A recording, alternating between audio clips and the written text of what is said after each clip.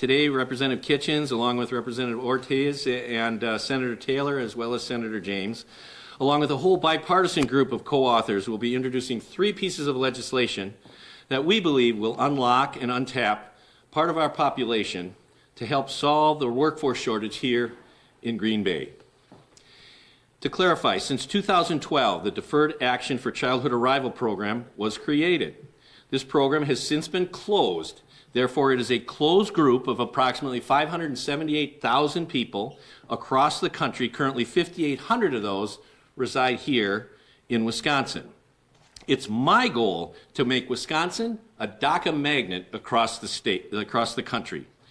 On average, Wisconsin DACA recipients have arrived at about the age of 7 and are now beginning to start families of their own. I understand now they have about 250,000 of their own children, which of course are now naturalized citizens.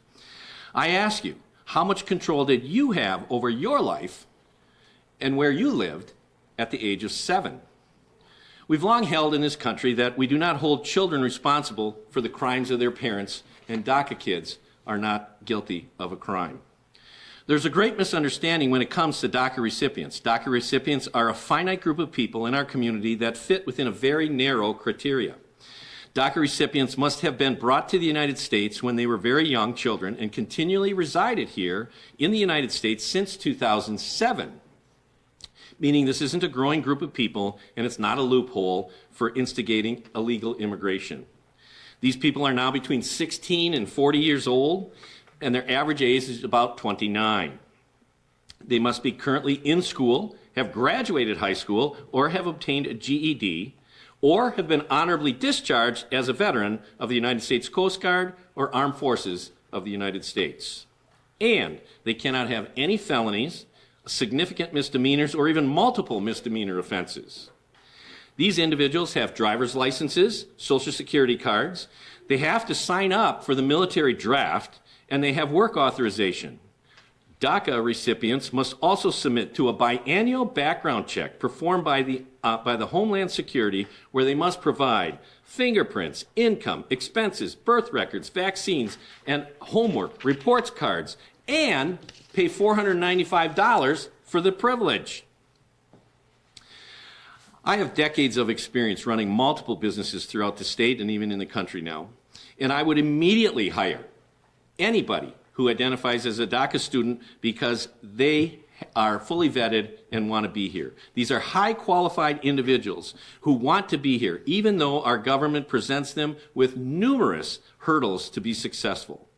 Let's be clear. There is no clear path for citizenship for these individuals. Congress needs to act. But in the meantime, what are we going to do about it? If there was a way to do that, all of these recipients would be in line immediately. Any claim that these individuals are here for a free ride is simply ignorant and not accurate. They pay taxes, but cannot vote. They cannot claim unemployment. They cannot claim student loans. They cannot claim food stamps. And they cannot claim Social Security, which leads to our legislation today. Federal law grants states the ability to allow DACA recipients access to certain opportunities that states control under their own laws. So that is what we're here to do today. I believe 16 states already have the licensing component, and 25 states or so have the in-state tuition component. Wisconsin is facing a workforce shortage and a decline in enrollment across our universities. We hear calls every day from stakeholders behind me that they cannot find qualified candidates to fill the jobs that they need to function. DACA recipients are here. What is the state of Wisconsin going to do about it? It's time to get out of their way and let them get educated and contribute to their workforce. Like I like to say, I chair the Ways and Means Committee, I want more taxpayers.